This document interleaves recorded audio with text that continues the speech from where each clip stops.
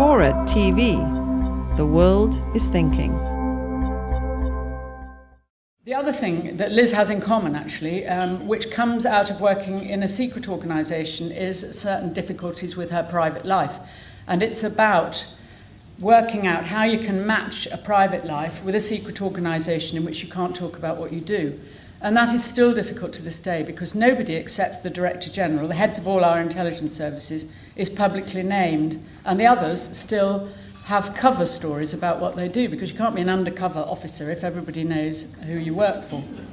So there are still problems. I mean, all of you would take for granted a situation where your neighbours invited you to their Christmas drinks party. If you're us, you have to think, well, I know the first thing anybody's going to say when I get in the door is, what do you do?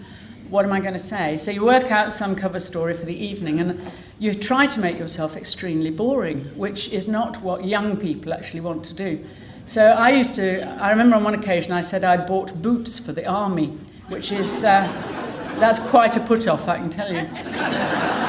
And on another occasion I said that I did PR for a cosmetics company, but unfortunately on that occasion I met somebody who actually did do that.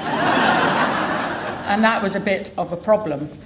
So Liz still has this problem, and she never, although she has various kind of relationships, shall we say, with men, she never actually manages to have any particularly satisfactory one. And Liz, in fact, nurtures a great penchant for her boss, Charles Weatherby.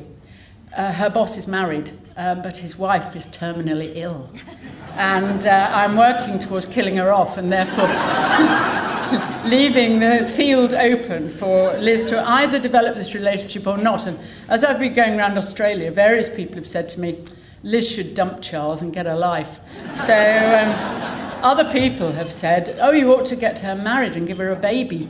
But I'm thinking about all these things, and I don't think I'm going to give Liz Carlisle a baby, because I had enough trouble in my own life, actually, because I had 2 small children when I was working at the sharp end, and that was complicated, I can tell you. And there were many occasions when my working life and my family life came up against each other. And there was one I remember in particular when there was a tube strike in London, and I'd got 2 daughters who were at school at different ends of the town.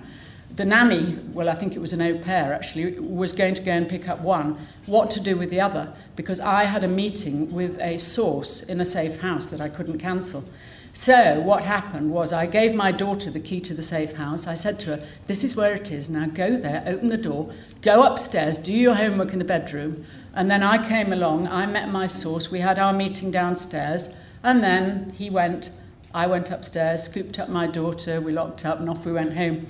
And that was one of her more bizarre experiences as a young schoolgirl. And now and again, now she's in her 30s and a mother of 2, we talk about this and laugh about these sort of episodes that gave them, I think, a pretty strange childhood, but they say it helped them grow up more quickly than some of their friends.